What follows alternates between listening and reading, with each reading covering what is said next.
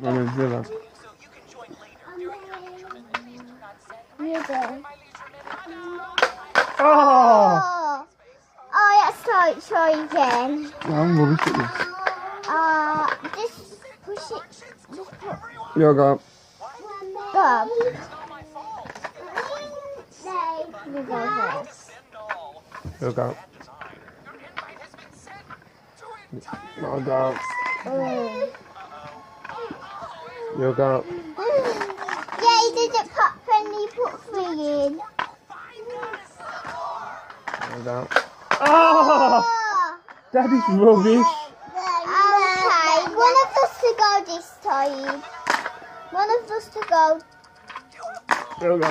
Oh, I just put okay, let's go. This time, I'm gonna have one go. Okay. Then you have a turn. Stop. You tapped it. You tap one of these. Okay.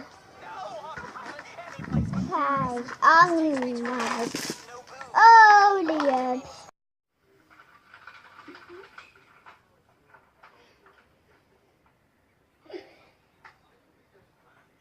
These two fights on this one.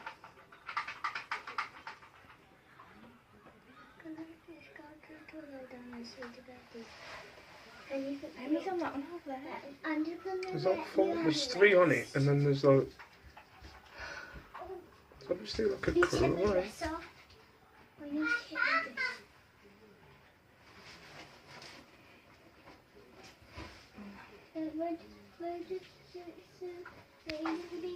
What up YouTube? It's me, it's your favourite Steve. How you doing? Right, yeah. I did a prediction video the other day for SummerSlam, which is on tonight. I want to kind of explain why I'm doing it. I felt like my videos were getting a bit how can I put it? On weekends I'm cool, and maybe doing stuff with the kids if we're going on days out and stuff like that. But weekdays were getting kind of repetitive for me. I don't watch the videos back, but obviously when I'm doing them I realise, so they were just getting a bit repetitive. So I thought I'd kind of take up some of these days with talking about my passion, which is pro wrestling, if I'm honest. Pro wrestling and MMA. I don't really like pro wrestling. I can talk about pro wrestling all day.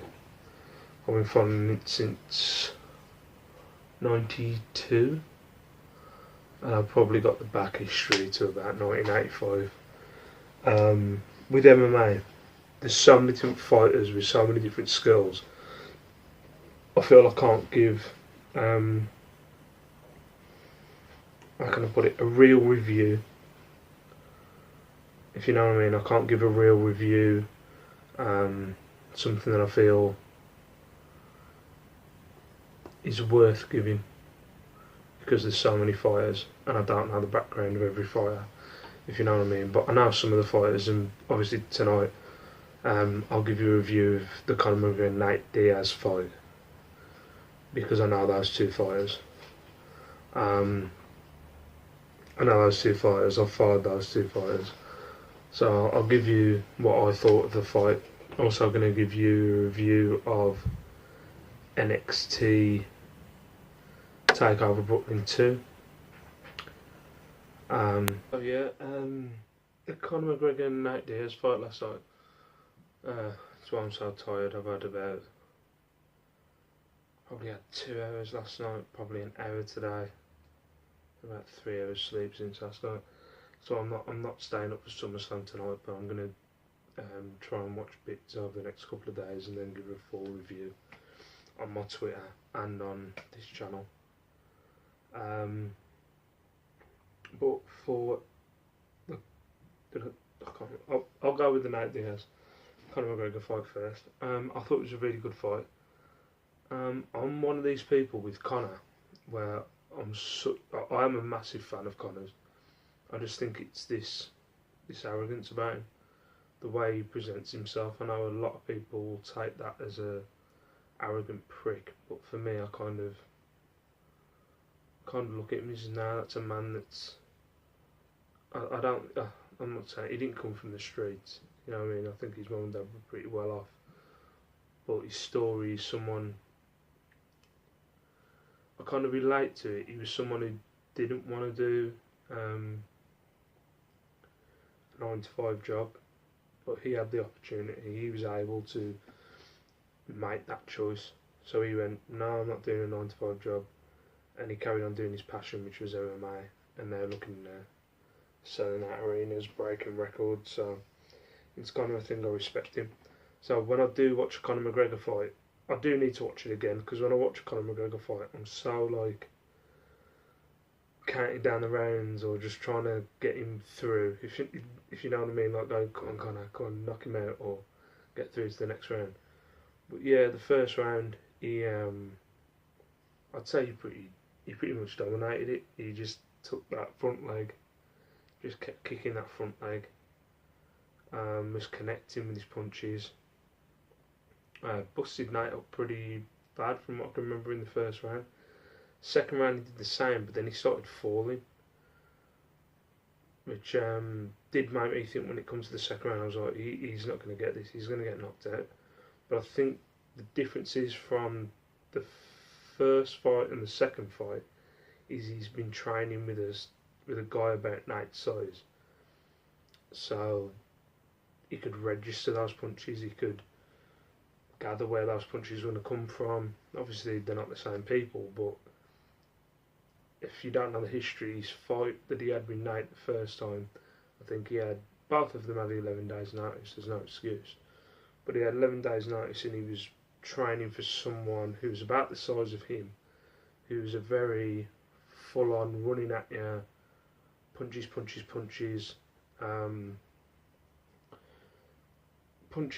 takedowns, you know what I mean, he's going to have you on the floor kind of guy, where Nate isn't. Nate's going to stand with you and box, basically, and if he gets you down on the ground, he's going to do you on the ground, but mostly he's going to try and knock you out. But yeah, he got into the second round, he was cool, and then towards the end he started taking some shots, started looking pretty worse for wear. And in the third round, I'd say Nate pretty much dominated that third round. Beat him up quite a bit, but kind of like kept that ground defence, so not letting him take him down. Just didn't let him take him down. Although he was knackered, you could tell he was knackered. Like at the end of that third round, I thought he was dying.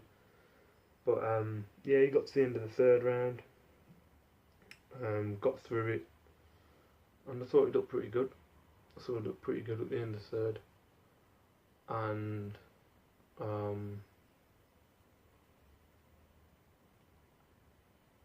no, sorry, I'm just thinking at the time on my phone whether I'm going to be able to edit this.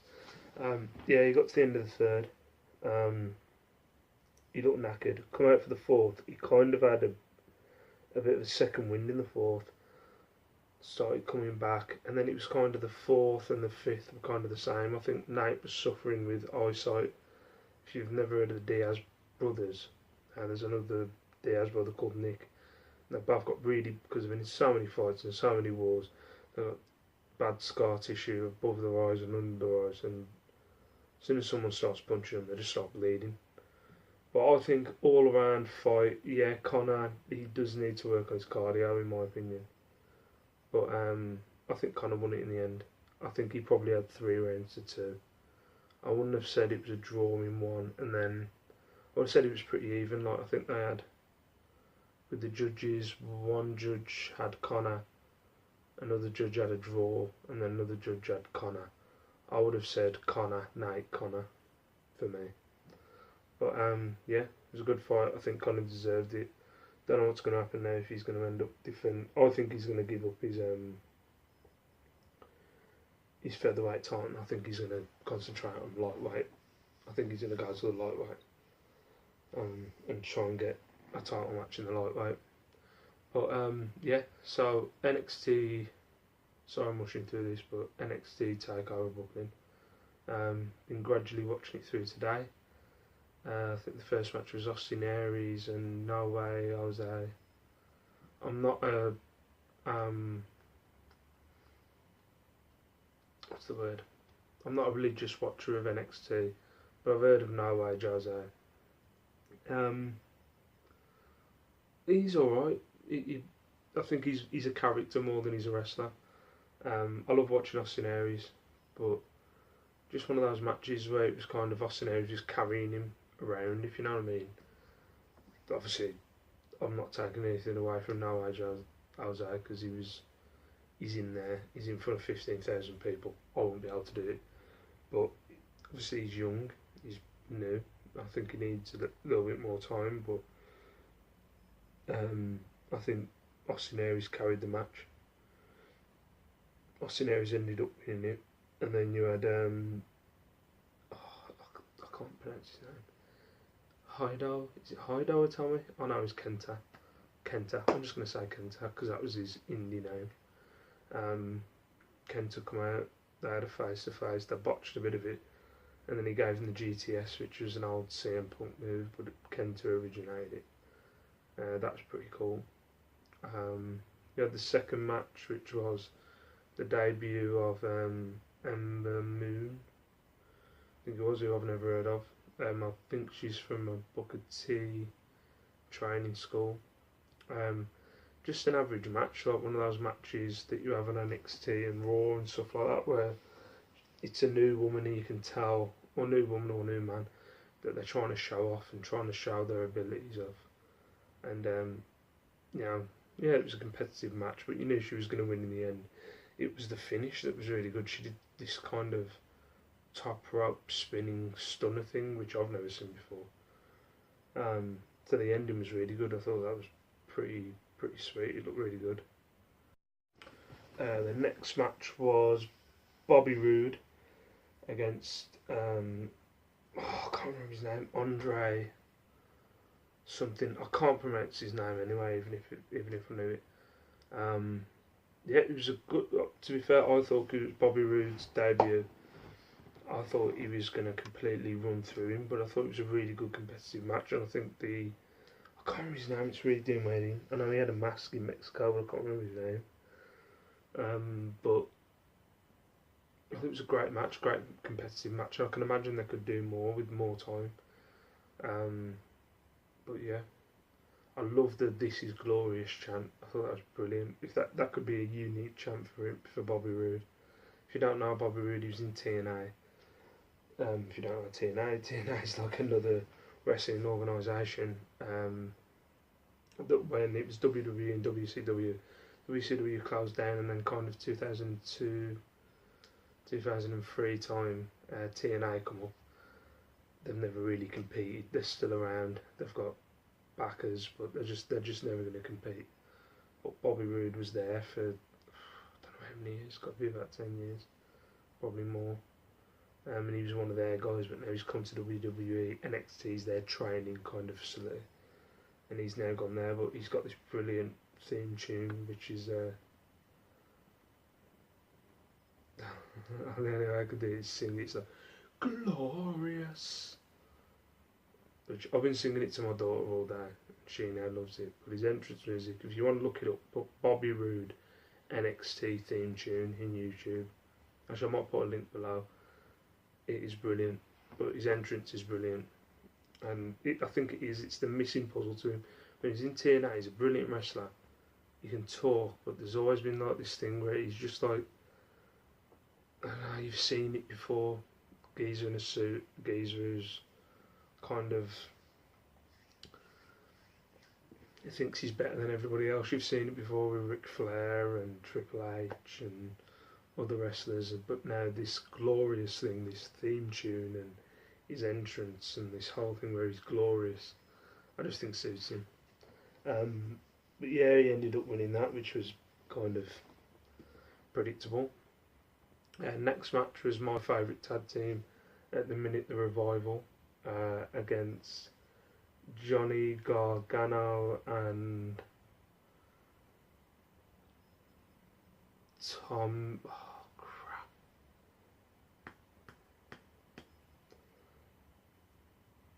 Tommaso Ciampa. I'm sorry. As I said, I'm not 100% on these NXT wrestlers, but I can't pronounce his name, I apologise. But I know he was in ROH and he's done a lot of indie stuff. I apologise for not knowing his name. Or no, I know his name, I can see his name, but I can't pronounce it. It's the same as the Mexican wrestling Bobby Roode match. But yeah, it was a brilliant tag team match. I just think the Revival were absolutely brilliant. If you ever watched old school WWE with you had the Hart Foundation and the British Bulldogs and even like Arn Anderson and Tully Blanchard and old WCW with the Hollywood Blondes and stuff like that, they're like that. They're just a brilliant tag team, and it's old school tag team wrestling instead of the new crap that you see now. The New Day are pretty good, but they're not tag team wrestling. You see the Revival, it's just ridiculous. If you ever just want to see, like, if you ever watched old school wrestling where you always had old school wrestling where the bad guys had the good guys, and there was always a good strong guy, and then you had a good weak guy, and they worked on the good weak guy, and it was the same formula. They worked on the good weak guy, and then eventually they ended up getting to the stronger bad guy, and then the stronger bad guy would have the comeback, and you know it went either way then. But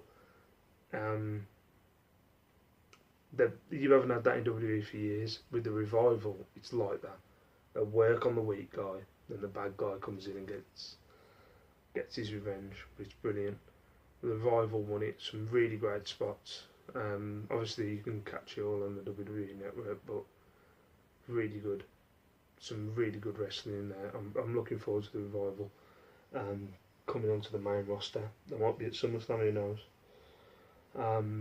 Next match was Bayley and Aksana for the NXT Women's Championship. That was, you know, I mean, it was never going to beat Bayley and Sasha Banks from last year, but that Aksana's pretty fit. And Bayley, she's like I don't know, she's the only women's wrestler which I kind of invest interest in, or have invested interest in. She's the one that's got me interested in this women's revolution and evolution. I just think she's really compelling. I think it's because I've got a little girl, and you see her, and she's hugging all the little girls at ringside, and they're looking up to her. So it's kind of like that. Like you go, yeah, that's somebody who my little girl could look up to. But yeah, it was a good match. The women's matches are always good lately. Oksana picked up the win. I think Bayley's now going to move on, maybe get onto the main roster. But yeah, it was a good back and forth match. Nothing really. There wasn't any big spots where you go, that was amazing. But yeah, it was a alright match. Then you had the final match, which was Samoa Joe and Shinsuke Nakamura. I'll put a link. No, you can't see his entrance. I'll put a link to the WWE.com entrance that they put on below. Shinsuke Nakamura's entrance there was a violinist, and it was unbelievable. Brilliant match. Well, I wouldn't say no. Brilliant entrance. The match for me, it was alright towards the end. I thought it was really slow at the start. What I'm gathering with Shinsuke, he's a brilliant, don't get me wrong, he's a brilliant wrestler, but I think you need someone in there like a Sami Zayn, like a Cesaro, like a Seth Rollins, a Finn Balor, who's going to mould the match around him and bounce around for him, in my opinion. Because watching that Samoa Joe match, that Samoa Joe's a bigger guy. He's not going to bounce around the ring for him. He's not going to... I can't describe it. I haven't got a lot of time to describe it, but he's not going to do all the bits that Shinsuke needs him to do. Fly around and make the match spectacular, because Shinsuke's not going to do that. If you know what I mean. Like Sami Zayn flew around the ring and made the spectacular bits, where Samoa Joe's not going to do that. Samoa Joe's very grounded, Yeah, he does a few bits around the ring, but he's what, 300 odd pounds. He's not going to do it. But I thought it was a good match. I thought it was an alright match. I don't know if it might have been brilliant acting by Joe, but I don't know if Shinsuke affected his jaw at the end. I don't know. He was holding his jaw, but we'll see. But yeah, good match. I enjoyed it. And Shinsuke Nakamura ended up winning the title. But yeah, I thought it was a good card. I don't think it was as good as the first Brooklyn. I don't think the crowd were that into it as much as the first one. But I thought it was a good card. I like my favourite match was the tag team match. That was absolutely brilliant. But yeah, that's my review. If anybody else has, I know other people are going to disagree, so please comment below if you've got any of your opinions. I'd love to hear them. But for now, because my time's running out, peace out. See you tomorrow. Either tomorrow's going to be just my daily vlog, or it's going to be a SummerSlam review if I can get through it tomorrow, but I don't know. But for now, peace out. See you later.